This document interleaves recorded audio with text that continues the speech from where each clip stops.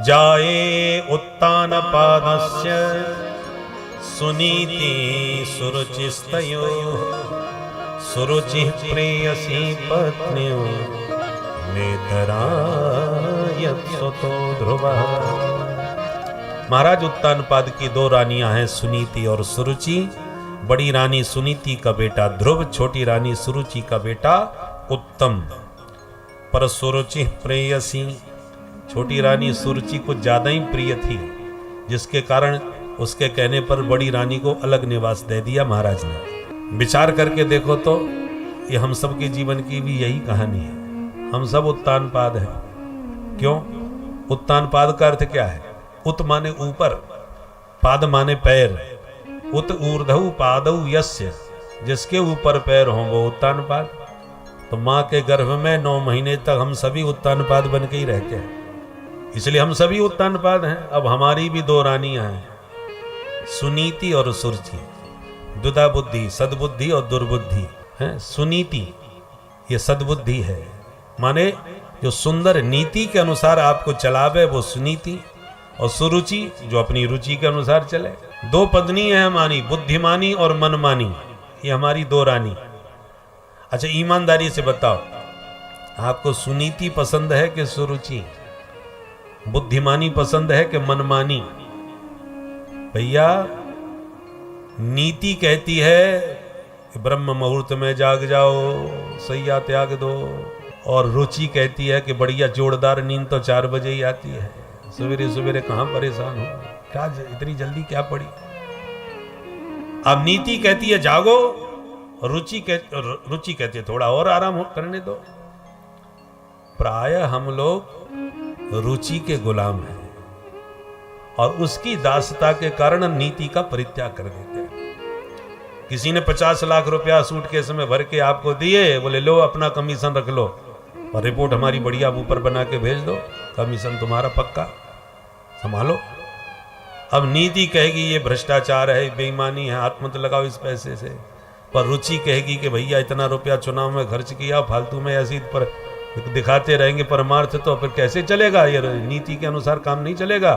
थोड़ा अपनी रुचियों की पूर्ति भी करनी पड़ती है, आगे कैसे काम बनेगा? तो रुचि कहती है कि ले लो भाई, गाड़ी बंगला कैसे बनेगा? और नीति कहती है ये भ्रष्ट है, इससे हाथ मत लगाओ, ये दूषित धन है, बेईमानी है। दोनों में प्रायः रुचि हम पर हावी रहती है। पर याद रखिए, रुचि का परिणाम क्या हुआ? सुरुचि का बेटा हुआ उत्तम, जो यक्षों से लड़ा और उनके हाथों मारा गया। उसी को खोजने के लिए मां सुरुचि निकली और दावाग्नि में फंस के जल के राख हो गई। ये परिणाम हुआ सुरुचि और उसके बेटे का। पर सुनीति का बेटा ध्रुव हुआ, जिस ध्रुव ने नारद जैसे सदगुरु का मार्गदर्शन प्राप्त करके मात्र 5 वर्ष की उम्र में केवल 5 महीने की तपस्या से परम पिता परमात्मा को प्रसन्न करके वरदान प्राप्त किया, और 36,000 वर्ष राज्य करने के बाद आज भी ध्रुव तारा बना आकाश में चमक रहा है। मतलब क्या हुआ? जो नीति के अनुसार चलते हैं वो इस लोक में भी अपनी प्रतिष्ठा बनाते हैं, और देह त्याग के बाद परलोक में भी उनको परम पद की प्राप्ति होती है। लोक परलोक दोनों बनेंगे, परंतु कब? जब नीति के अनुसार चलेंगे तब। सुनीति के पुत्र बनो यदि लोक परलोक बनाने हैं तो। सुरुचि के अनुसार चलने से कुछ हाथ नहीं लगेगा। चाहे जितने नोट कमा लो अनीति के द्वारा, अपनी रुचि से अपनी महत्वाकांक्षाओं को पूर्ण करने के लिए, पर हर समय भय बना रहेगा। नोट चाहे जितने हों, परंतु ज्यादा खर्च करने पर कहीं छापा न पड़ जाए, कहीं किसी को पता न चल जाए, कहीं किसी फाइल में नाम ना आ जाए, आतंक के साया में जीना पड़ता है। और जिस दिन वो पोल पट्टी आज नहीं तो कल खुलती है, तो समाज में भी अपकीर्ति हाथ लगती है, और परलोक तो बिगड़ ही गया। इसलिए लोग परलोक सब चले जाते हैं कब? जब हम अपनी मनमानी से जीवन जीते हैं तब। और सुनीति के पुत्र जब बनेंगे तो लोक परलोक दोनों बनेगा। ऐसा नहीं कि परलोक ही मिलता है, इस लोक में कुछ नहीं ना। 36,000 वर्ष भगवान ने ध्रुव जी से राज्य करवाया कि पहले लोक का आनंद लो, तब परलोक आना हमारे पास। तो लोक परलोक बनाने के लिए सुनीति का अनुगामी बनना पड़ेगा, मनमानी से काम नहीं चलेगा। बोलो जय सिया राम। जय सिया राम। सुनीति के पथ पर। इसी देश में जहां इतने भ्रष्टों की भीड़ है, वहां ऐसे सदाचारी और ईमानदार भी बहुत से लोग नहीं तो पर गिने चुने अपवाद रूप में ऐसे चरित्रवान भी पुरुष होते हैं। इसी देश का एक ऐसा भी प्रधानमंत्री हुआ है जो प्रधानमंत्री के पद पर रहने के बाद 26,000 रुपए का अपना कर्ज भी चुकता नहीं कर पाया था। ऐसा देश का लाल बहादुर शास्त्री जी, वो भी प्रधानमंत्री थे और कितने चरित्रवान ईमानदार हुए। तो ऐसा नहीं कि सब बेईमान हैं, सदाचार संपन्न ऐसे ध्रुव तारे गिने चुने हैं। ध्रुव तारा इन लाखों तारों में अलग अपनी पहचान बना करके रहता है। ऐसे ही समाज में भी होते हैं ईमानदार जो हट करके अपनी पहचान और अपनी छाप छोड़ करके संसार में जाते हैं।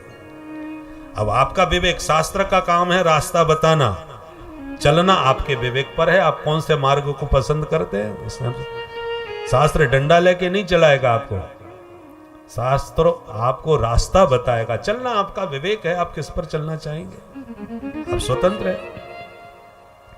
कथा प्रसिद्ध है, सौतेली मां से अपमानित होकर के ध्रुव जी घर आए और फिर चुपचाप माने कभी सुनीति ने कभी भी सुरुचि का विरोध नहीं किया, समर्थन ही किया कि बेटा तूने मुझसे पिता के बारे में कई बार पूछा, मैं तुझे पिता के बारे में बता नहीं सकी। और तेरी सौतेली मां ने तुझसे क्या कहा था? ध्रुव जी बोले, वो कह रही थी कि जाओ पहले परमपिता परमात्मा की आराधना करो, तब इस सिंहासन पर बैठ पाओगे, ऐसे ही नहीं। तो सुनीति मां कहती है, बेटा मैं पिता से नहीं मिलवा सकी तुझे, तेरी सौतेली मां ने जगत पिता के बारे में तुझे बता दिया। बिल्कुल ठीक कहा था, इन पिता ने तुम्हें गोद से उतार दिया, पर जिस दिन जगत पिता की गोद में बैठोगे कभी नीचे उतरना ही नहीं पड़ेगा। और तब ध्रुव जी घर से निकले और नारद जी का मार्गदर्शन प्राप्त करके मथुरा में जमुना में नहा के मधुबन में बैठ के केवल 5 महीने तपस्या करी और परमात्मा शंख चक्र गदा पद्म लेकर के प्रकट हो गए। बोल भक्त वत्सल भगवान की जय। ध्रुव जी चरणों में गिरे और मन में सोचने लगे, मैं पढ़ा लिखा कुछ हूं नहीं, क्या बोलूं, कैसे स्तुति करूं। भगवान ने तुरंत अपना शंख ध्रुव जी के गाल से छुआ दिया। शंख का स्पर्श होते ध्रुव जी को सारा वेद वेदांत उपस्थित हो गया। 12 मंत्र जप करके प्रभु को पाया था। तो ध्रुव जी ने फिर 12 श्लोकों में ही भगवान की स्तुति गाई। योऽन्तः प्रविश्य मम वाचमिमां प्रसुप्ताम्, योऽन्तः प्रविश्य मम वाचमिमां प्रसुप्ताम्, सञ्जीवयत्यखिल शक्तिधर स्वधाम्ना,